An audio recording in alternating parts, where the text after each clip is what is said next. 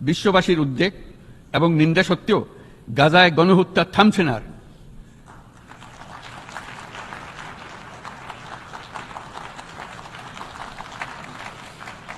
ফিলিস্তিনের মতো বিদ্যমান বাস্তবতা কেবল আরব কিংবা মুসলমানদের জন্যই উদ্বেগজনক নয়, বরং তা সমগ্র মানব জাতির জন্যই উদ্বেগের বিষয়।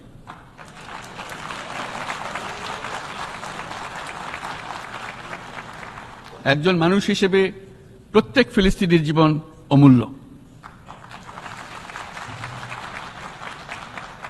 ফিলিস্তিনের জনগণের বিরুদ্ধে যে মানবতা বিরোধী অপরাধ হচ্ছে তার জন্য সংশ্লিষ্ট সকলকে দায়বদ্ধ করতে হবে।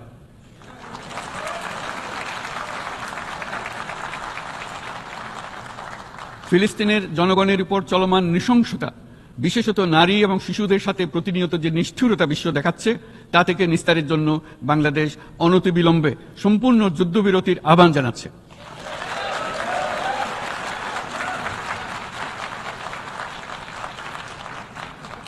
দ্বিরাষ্ট্রভিত্তিক সমাধানেই মধ্যপ্রাচ্যে টেকসই শান্তি আনতে পারবে।